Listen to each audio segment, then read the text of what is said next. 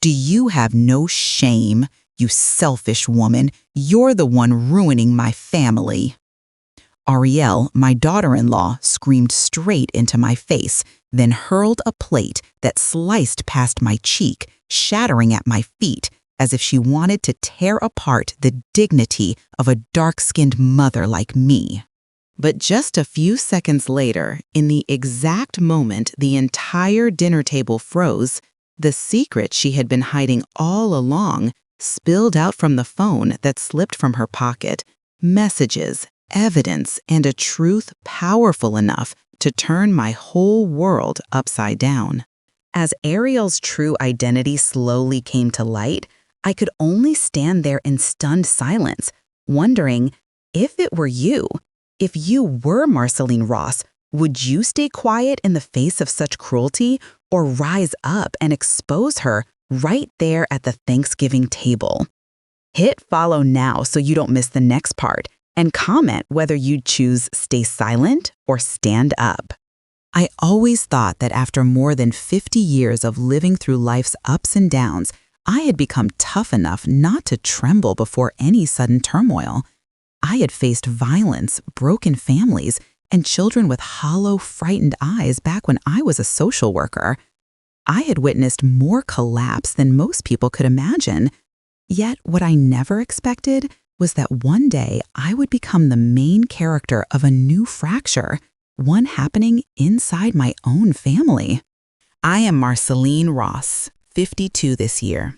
My dark brown skin holds traces of time, of stories lived, of the turns life forced me to take. Outsiders often say I look strong, that my eyes always carry a sense of firmness and calm. But beneath all that, there are still nameless voids only single mothers can truly understand. Those are the long nights spent staring at the kitchen light, hoping the child you raised alone will have a future peaceful enough to make up for the wounds you never spoke of.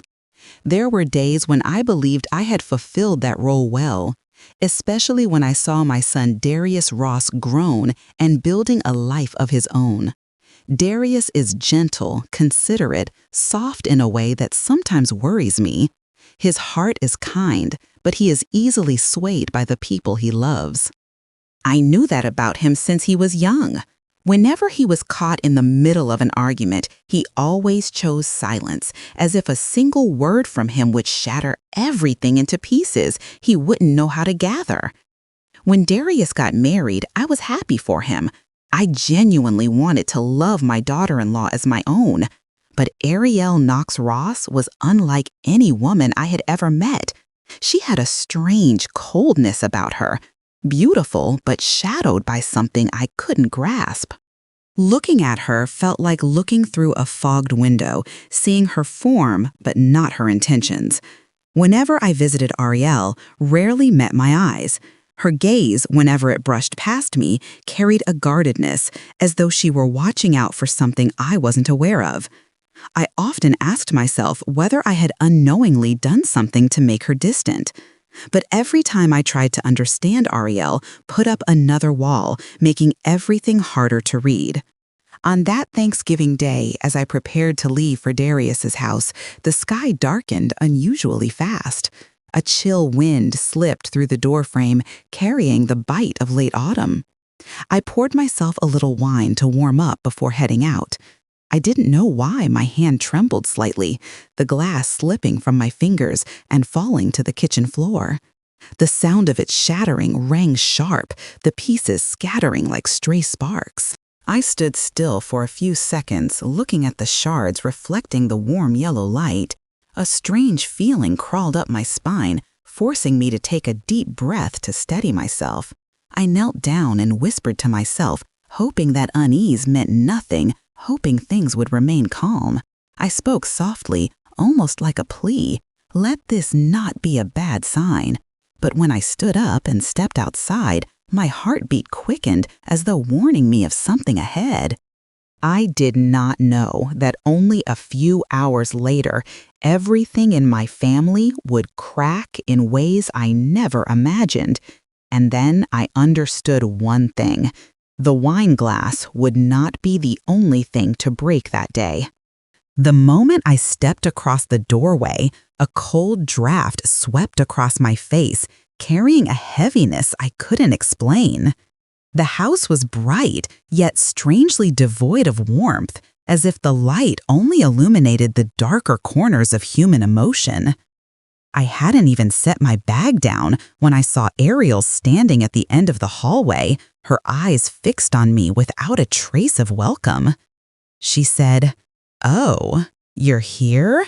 Her voice dropping to the floor like a stone, heavy and purposefully harsh. In my past job, I had seen many kinds of eyes, but the look Ariel gave me at that moment was something that demanded immediate caution. It was cold in a way that made me think she was either angry, afraid, or perhaps holding both inside her chest. I pressed my lips together, reminding myself to stay calm and not worsen the tension.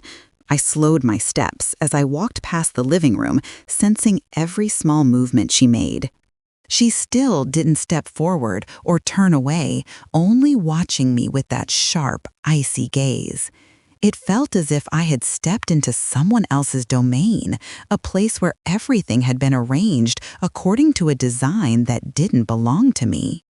I placed my bag on the chair, still trying to muster a polite smile, though inside an uneasy whisper began to rise.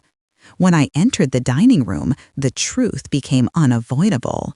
This house was being controlled by a single hand.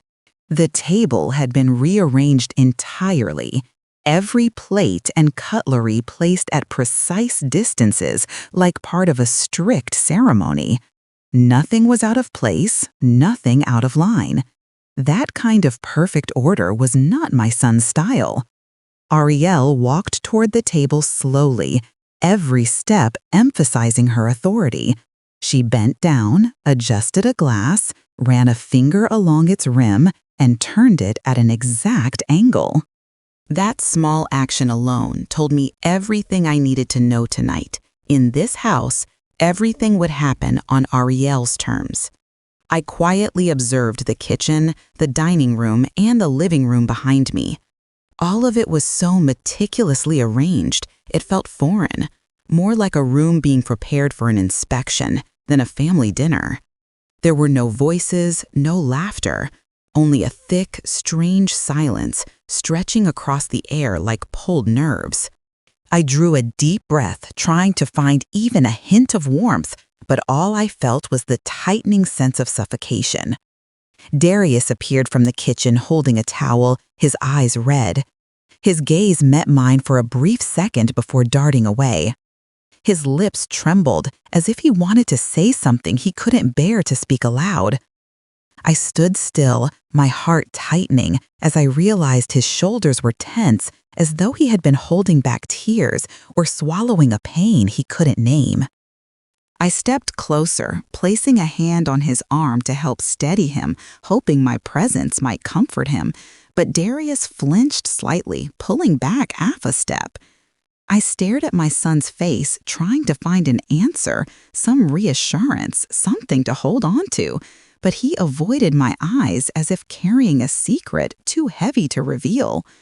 That moment froze me, because whatever was happening in this house, Darius was caught in its center. His silence said more than any confession could. I stood in the brightly lit dining room, surrounded by the scent of food not yet served, and felt an invisible chaos creeping through every corner. My eyes drifted toward Ariel, still standing by the table, her hands gripping the back of a chair as if anchoring herself in place. She glanced at me briefly, the look neither welcoming nor respectful. It felt more like a warning. That sharpness was so palpable, it made the room seem smaller, the air thicker with each passing second. In that instant, I knew tonight would not unfold like the Thanksgivings before it. The uneasy feeling from the shattered wine glass earlier rushed back, hitting harder. I stood between my son and my daughter-in-law in a house that felt familiar yet foreign, and realized something with absolute clarity. The storm wasn't far away anymore. It was waiting for me at the Thanksgiving table. The meal was served in an atmosphere heavy as thick smoke, giving me the sense that if I breathed too hard, everything might shatter into pieces. The warm yellow light above the long table shone on the spotless plates Ariel had arranged so meticulously. Everything looked perfect, to the point that the silence between the three of us felt even more unnatural. I sat down in my seat, trying to appear composed, yet each heartbeat struck my chest like a warning. Every sound disappeared inside the house, leaving only the dry clinks of cutlery scraping across the plates. Darius sat across from me, blinking rapidly, as if trying to hide the redness gathering at the corners of his eyes. Ariel was silent in a frightening way, holding her fork without eating, staring down at the turkey as if analyzing its existence. I tightened my grip on the napkin and tilted my head slightly before asking, "Are you all right?" Her voice rose slow and cold. "You don't need to worry. You always worry about things that aren't yours anyway." Each word fell like thin blades, smooth yet sharp, carving a raw line across my chest. I looked at her for a few more seconds and saw the tightness in her jaw, as if every word she spoke was the result of anger she had trapped inside. I breathed quietly, trying to steady myself, but the tension in the air pressed harder and harder. I reached for the sweet potato pie I had made, intending to place it at the center of the table like every year. Before I could say a word, Ariel turned her face toward me, the corner of her lips lifting slightly, resembling a smile people use to hide contempt. She said, "We don't eat those old-fashioned things here." I heard the word old-fashioned, clearly laced with mockery. It wasn't a critique of a dish, but a direct insult aimed at me, at my way of living, at everything belonging to my family's past. I went silent for a few seconds, feeling my heart contract like a string pulled too tight. Every year spent raising Darius on my own, every dish I once made for him when he was little, all condensed into those two dismissive words. Darius reached his chopsticks toward me, likely wanting to say something to ease the tension, but Ariel's eyes immediately snapped toward him. They were sharp, like a polished blade catching the light. That look didn't just stop him from speaking, it sliced off his courage right at the throat. I saw clearly the moment his lips froze before closing again in silence. In the dim, warm light, I looked at my son and saw the helplessness crawling up his spine. He lowered his gaze to his plate, hands trembling slightly as he cut his meat, yet he didn't dare lift his head. Ariel watched him with an expression of possession, as if one wrong word would turn the entire house into the scene of an explosion, with her as the one striking the match. I held back a sigh, feeling the tension in the air thickening into a dark cloud hovering above the table. Every word Ariel spoke, every small movement she made, carried an odd, conflicted force. And it wasn't fading, it was gathering. I continued to observe her, and the more I looked, the more I noticed her fingers gripping the fork so tightly, the knuckles blanched. Her face no longer carried composure, but the stiff strain of someone trying to contain something dangerously close to bursting out. In that moment, every instinct I had as a woman who had lived through enough to sense catastrophe before it happens began to scream in silence. She was about to explode. The air in the dining room had grown so tense that even the light seemed sharper. I tried to steady my hands, searching for something to anchor myself and pull the evening back into the shape of a family gathering. Yet the more I tried, the more clearly I sensed the anger building inside Ariel, like a ticking bomb waiting for the smallest spark to detonate. I looked toward Darius. He still kept his head down, hiding in silence like a shadow.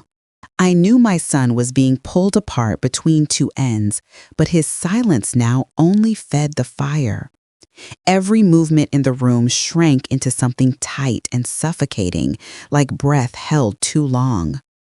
I knew I had to do something to break the unbearable stillness pressing against all three of us.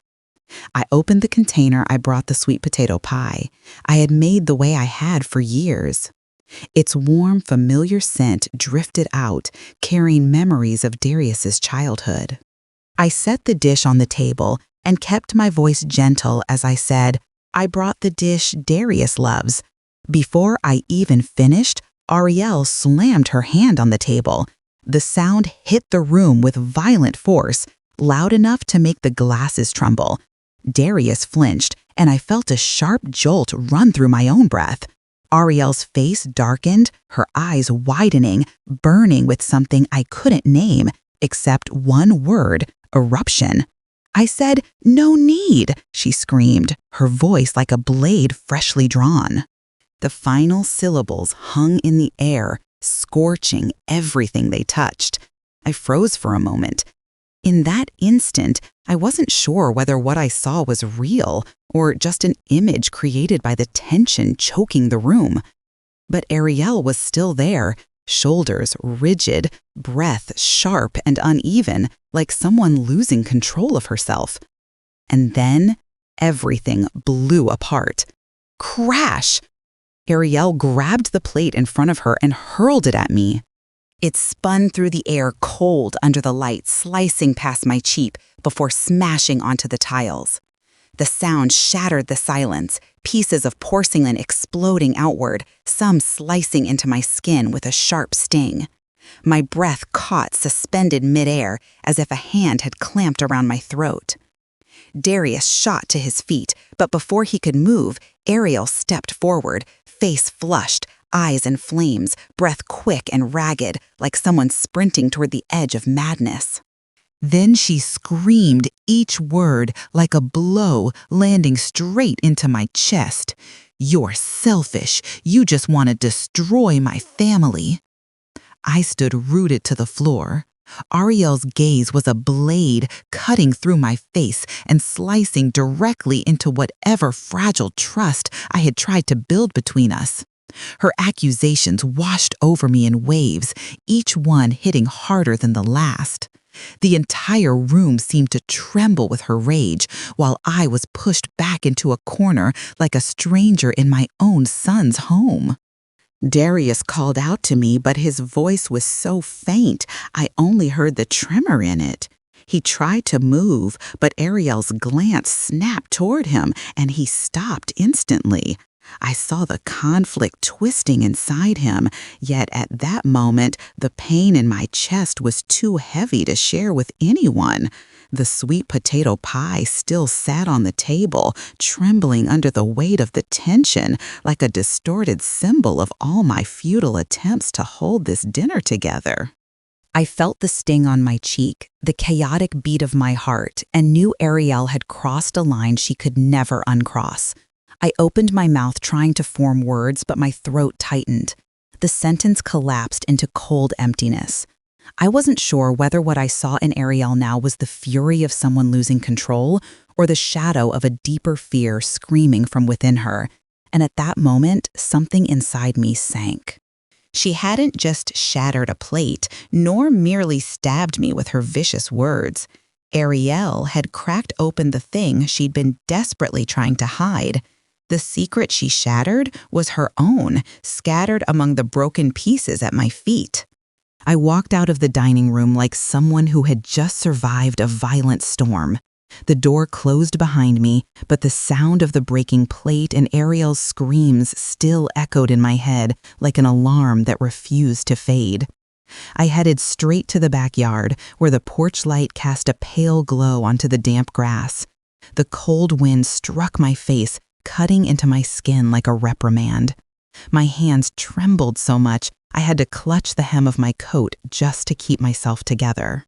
I stood there, swallowing the weight in my chest, and whispered from the deepest part of me, "Why does my daughter-in-law hate me so much?" I didn't expect an answer from the wind, but the question drilled into me with every beat of my heart.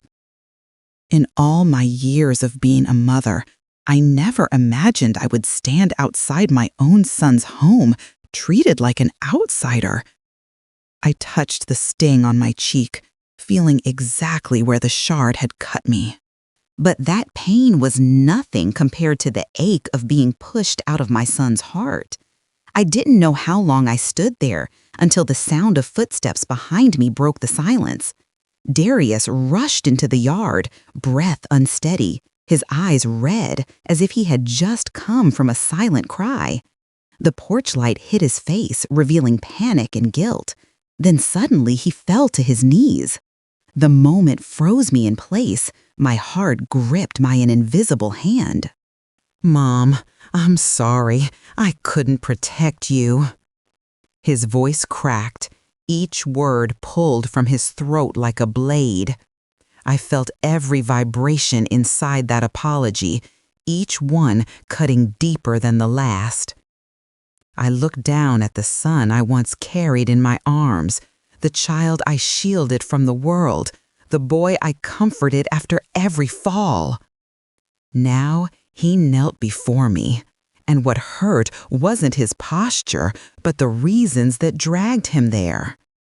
I placed my hand on his shoulder, feeling his whole body trembling. It wasn't fear, it was the tremor of someone who had been holding everything in for far too long. I steadied my voice. "Darius, get up. Tell me what's going on." But he didn't rise. He kept staring at the concrete ground as though he were searching for courage that had been worn down over weeks. I waited, though my heartbeat thudded wildly, afraid of what I was about to hear. Finally, Darius spoke, his voice soft and fractured like broken glass. "She lost the baby 3 weeks ago." I stood frozen. A chill ran down my spine, draining the strength from my legs. I stared at Darius, needing to be sure I hadn't misheard. But his eyes confirmed every word. "She had a miscarriage, Mom." A dull throb spread through my chest. I instinctively placed a hand over my abdomen, remembering the months I carried Darius. Motherhood had taught me how deep that kind of loss cuts, no matter who endures it. In that moment, Ariel's rage surfaced in my mind with a different shade, like she had been drowning in a pain I wasn't aware of. But why didn't she tell me? Why turn me into her enemy? I whispered. Why didn't I know Darius? He lowered his head even further. His shoulders shook like someone carrying the weight of a collapsing sky. I waited for his answer, though I wasn't sure my heart was ready for it. "Nam." His voice scraped against the cold evening air. "She was afraid you would blame her, afraid you'd think she wasn't fit to be a mother." Silence opened between us. Ariel's pain, her fear, Darius's silence, all appeared like misshapen pieces of a puzzle I had never seen. The wind rattled across the porch roof, sweeping through the distance between us, but it couldn't blow away the widening crack in our family. I stood motionless, not because of the miscarriage itself, but because of the next question rising inside me. Something deeper, heavier, darker was being kept from me. Something that didn't come from the loss alone. And I realized the reason they hid it from me was more painful than anything I had just heard. I stood facing Darius in the dim yard, trying to steady my breath yet again. The story of Ariel's miscarriage had shaken me, but what unsettled me more was the feeling that Darius was still holding something back. His eyes avoided mine, his voice hesitated, and his silence stretched long enough to make me want to reach out and remind him of the courage he once had as a child. "Darius," I said slowly, "I need you to tell me everything. I know this isn't all of it." He swallowed hard, fixing his gaze on the grass as though looking at me a moment longer would force the truth out before he was ready. Then he murmured so softly, the cold wind nearly carried the words away. Mom, it's worse than that. I waited for him to continue, my heart still aching from what I had just heard. When he finally lifted his head, I understood that what he was about to say would be the missing piece that explained the twisted logic behind Ariel's fury. She read the messages between you and me. I froze. 100 conversations flashed through my mind, but only one sentence cut bright and sharp as a blade. You're not ready to be a father. It was the message Darius sent me months ago. I remembered that night clearly, remembered the anxious look on his face, the tremor in his voice as he said he feared the pressure, feared the future, feared not being enough. I had told him one thing: be honest with your wife. I asked Darius. She read that. How? He stayed silent, and that silence was the answer. I didn't need to hear more to understand that Ariel had looked through his phone during a moment of fear or suspicion. Then Darius continued, voice trembling like dry leaves in heavy wind. She thinks you pushed me not to want a baby. I stepped back as if someone had slammed a hand into my chest. A private message between a mother and her son had become the spark that fueled Ariel's misplaced rage. She believed I was interfering in their marriage, believed I wanted Darius to pull away from her, believed I judged her as unfit to be a mother. The words echoed in my head. She thinks I want to break them apart. I glanced toward the window, seeing Ariel's shadow behind the curtain. Her posture was tense, her face tight, shoulders raised like someone preparing to strike first. She wasn't only angry, she was terrified. Terrified of losing what she was desperately clinging to in her wounded heart.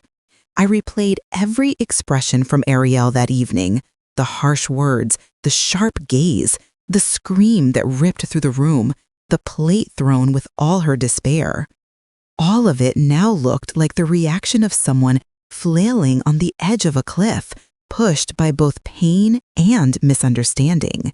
Losing the baby had cracked her heart. Misreading the message had shattered it.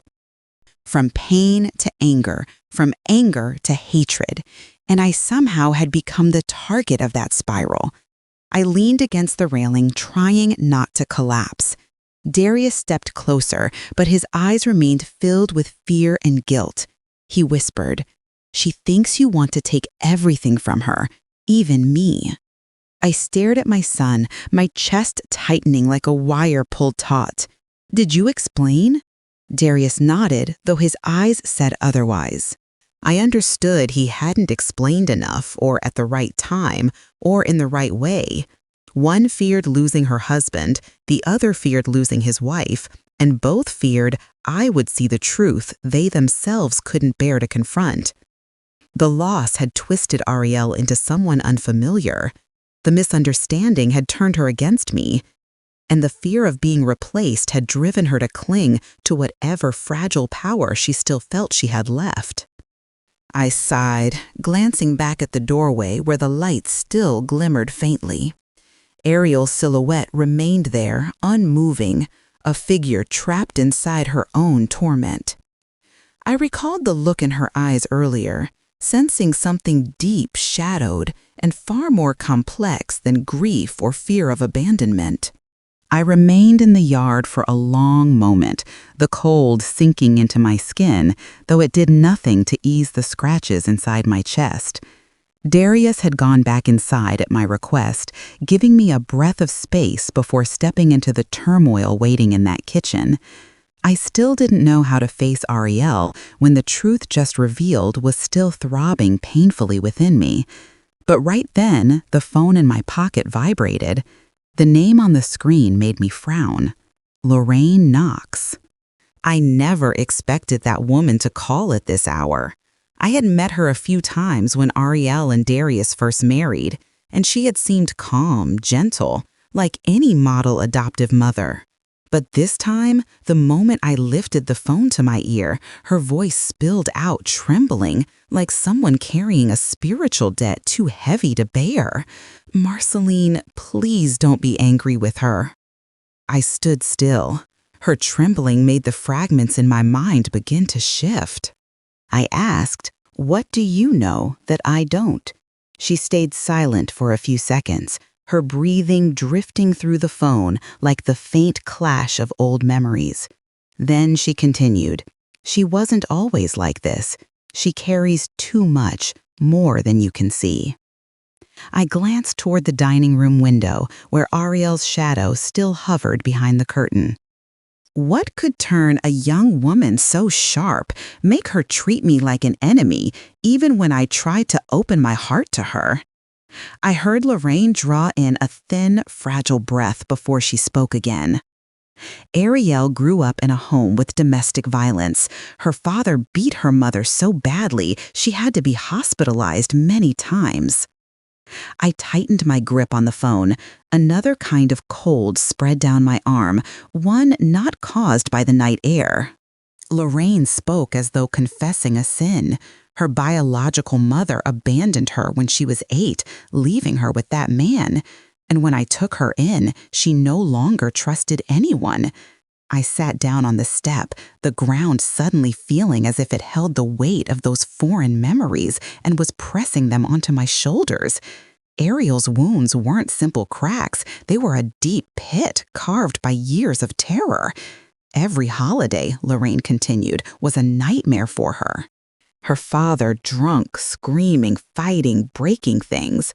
She never had a peaceful celebration. I felt the fear inside Ariel clearly now, the fear I had seen earlier in her eyes but couldn't yet trace. Everything began to align.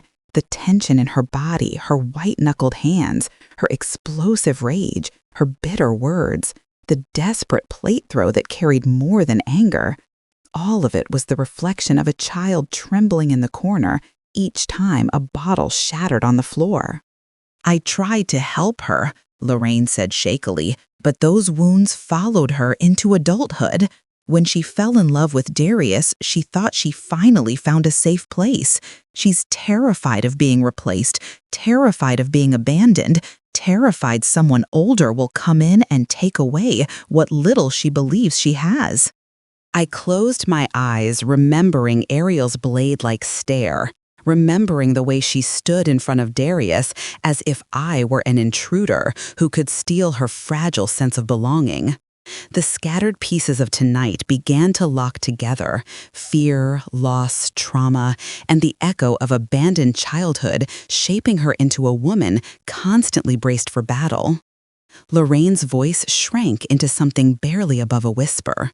Ariel has always believed that older women will take everything from her. I opened my eyes, looking toward the kitchen door. A faint light spilled out, illuminating Ariel's shadow standing in the middle of her own internal storm. I understood now.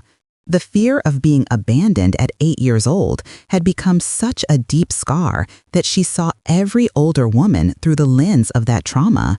And I, as her husband's mother, was the closest, most perfect target for that fear to land on. I knew then that behind every sharp word and violent gesture was a child who had never been taught that love wasn't a battlefield, that family wasn't somewhere you had to defend every second. But understanding doesn't mean accepting, and it certainly doesn't mean forgiving. I stepped back into the house with footsteps heavy, as if I were carrying the entire night on my shoulders. Everything Ariel's adoptive mother had just told me still echoed in my mind, each word opening a dark door I had never seen before. But understanding her pain did nothing to soften the ache in my own chest. And I knew if this night didn't end with a clear confrontation, my family would remain trapped in chaos and misunderstanding. When I entered the dining room, I saw Ariel standing beside a chair, her hands gripping it so tightly, her knuckles had turned pale. Darius stood a few steps away, his face tense with worry, as if he didn't know whose side he should stand on. I drew a steady breath and walked toward Ariel. The smell of cooled food mingled with the tension still floating in the air, making each breath feel stuck halfway in my chest. I stopped right in front of her. There was no safe distance left, and I didn't want one. I looked straight into the eyes, trembling beneath layers of suppressed emotion, and said, "Ariel, I didn't come here to take anyone away, but I will not allow you to hurt me anymore." The room seemed to stop breathing. Darius looked at me, his eyes widening as if he couldn't believe I had said those words with such calmness. Ariel stood frozen, her gaze flickering, shifting into an expression I had never seen from her. No more raging fire, no more icy sharpness, but a fracture forming inside her, thin and fragile. I waited for a few seconds, and then something unexpected happened. Ariel let out a small, broken sob. It wasn't a loud cry, but a small crack trapped in her throat, like a secret that had carried too much weight and finally broke free. "I lost the baby," she said, her voice torn like ripped fabric. "I lost myself." She raised a hand to cover part of her face, as if she couldn't bear letting me witness her vulnerability. Then the most important confession fell between the three of us, pulled straight from the depths of a suffocated heart. "And I'm scared you'll take Darius away from me." I stood still, my heart tightening. For the first time that night, I heard the truth from Ariel. Not the words hurled in anger, not the sharp barbs, but the raw fear she had hidden for far too long. I looked at her and saw not only the thorns, but a young woman who had lost a part of her body, and with it the sense of safety she believed she had finally found.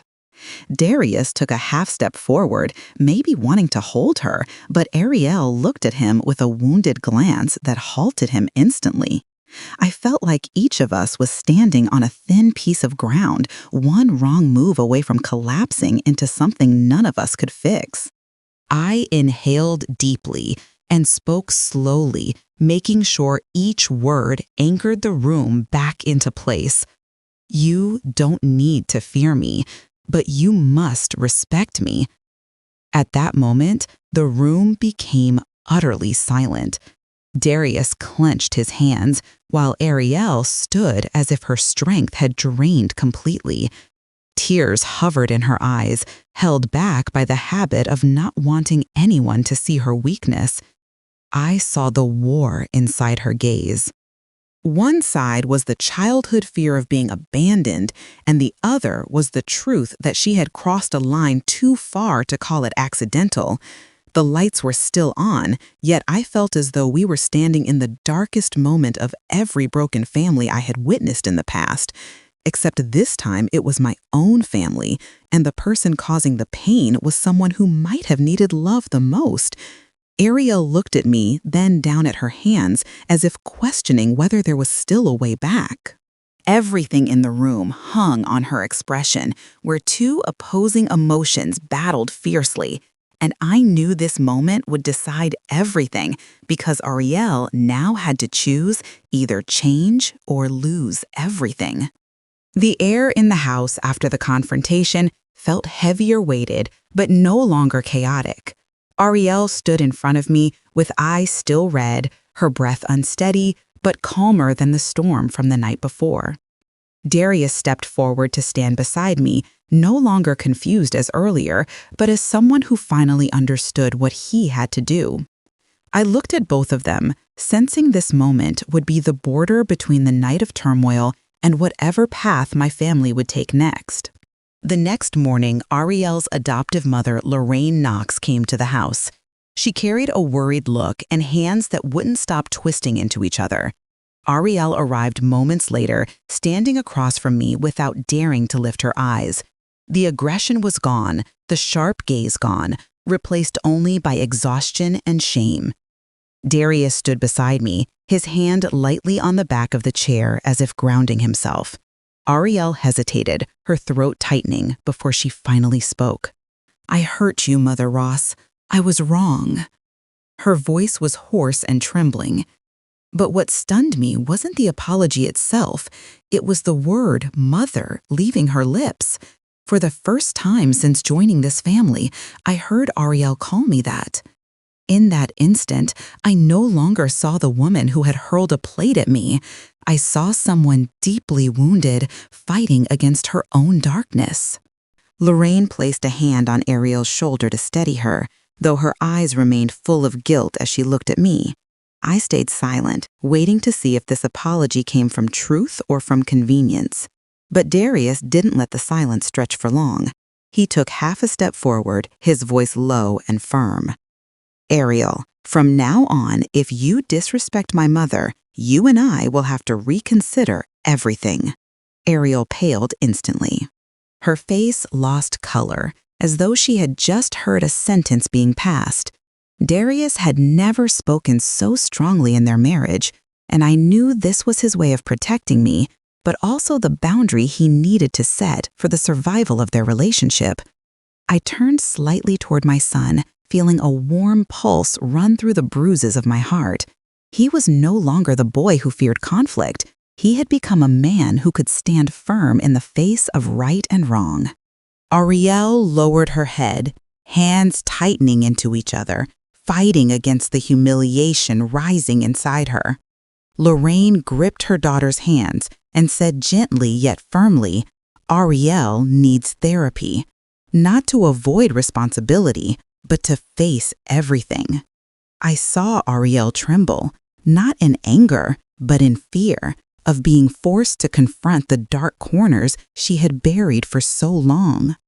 But Lorraine continued her tone, no longer a suggestion, but a mother's command weighted with years of understanding her child's pain.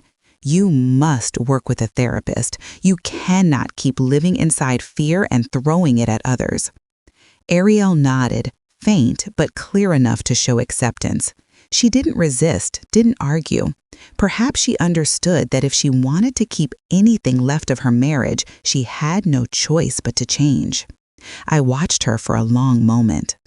There was exhaustion in her eyes, but also a fragile spark, as if she were standing before a door she must choose to walk through.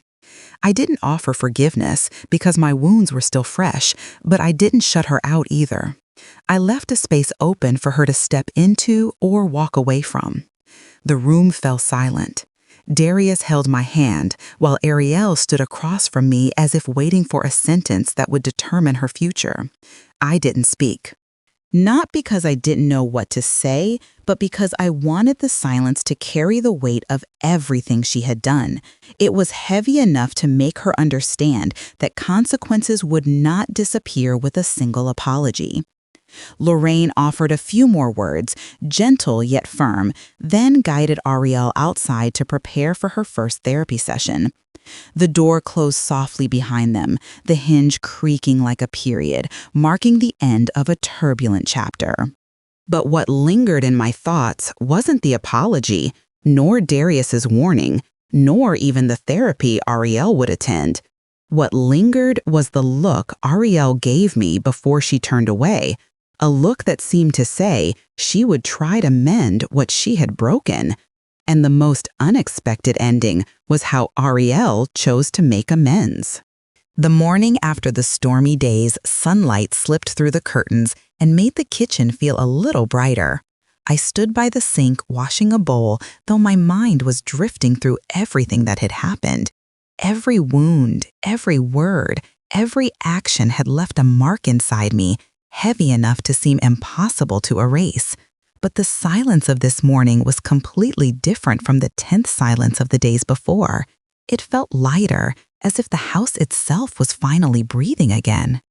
Ariel walked into the room slowly and very quietly, as if afraid she might startle me. Darius followed behind her, keeping just enough distance to avoid pressuring her. I set the bowl aside, dried my hands, and turned to look at the girl who had torn my heart open on that horrific Thanksgiving night. But the person standing before me today was not Ariel from that day. Her eyes were different, softer, warmer, yet filled with uncertainty. I took a deep breath and spoke with a firm, steady voice. "If you still see me as family, you must learn to love, not attack." The sentence fell like a final verdict, but also like an open door to a new path. Ariel straightened her back, her hands clasped in front of her like someone ready to take responsibility. Her gaze trembled but didn't avoid mine. I could see fear, determination, and a longing to be accepted all tangled together. "Mom, I understand." Her voice was small but clear. "I'll do better," I nodded. For the first time, I didn't feel she was a threat. That afternoon, while I prepared my usual sweet potato pie for dinner, Ariel appeared behind me again. But this time, she didn't just watch. She pulled a chair closer to the counter, set her hands on the surface, and spoke with a soft yet determined tone. "I want to learn your sweet potato pie recipe." I turned slightly stunned. Ariel looked up at me, and in her eyes I saw something I had never seen before: sincerity. So I can remember that family is meant to be kept, not destroyed. That moment made my chest tighten with a strange warmth settling deep inside. I turned back to the counter, handed her the wooden spoon, and said, "Then we start from the first step." For the first time since she entered my life, we cooked together. At first, she was clumsy sometimes, grabbing the wrong utensil, sometimes scooping too much, but there was no tension, no suspicion between two women who once saw each other as rivals. Only the sound of the spoon tapping against the bowl, a small laugh when batter splashed, and an atmosphere soft as the first stitches of a real repair. Ariel continued her therapy sessions regularly.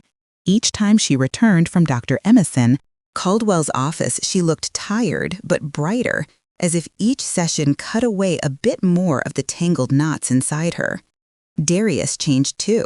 He spent more time talking with his wife, showing more empathy, and especially holding firm to the boundaries he had set that night. The family slowly found its rhythm again. Time passed, and the next Thanksgiving came. I stood in the kitchen looking at the new sweet potato pie, fresh out of the oven, its golden surface glowing like the years before. Ariel came beside me, not hesitant this time, but confident.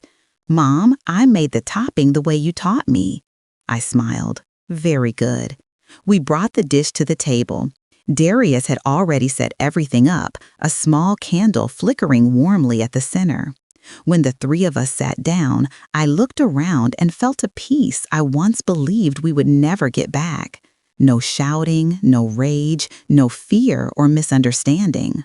Only soft laughter, the gentle clink of dishes, and grateful gazes among people who had hurt each other but chose to repair instead of destroy. I lifted my glass, looked at the two young people sitting across from me, and said, "Sometimes the things that break shine brighter when pieced back together with truth and love." The table fell quiet for a moment. Then Ariel nodded. "I believe that, Mom." I knew those words weren't a magical cure, but a confirmation that the past was no longer a chain holding her down. The ending of this story is clear. The good find happiness, find the respect they deserve, and those who were wrong must pay through real change. With everything Ariel had done over the past year, I believed she had chosen the right path. In the end, I realized that family isn't a place for perfection, but a place where we choose each other again, even after we've caused each other pain.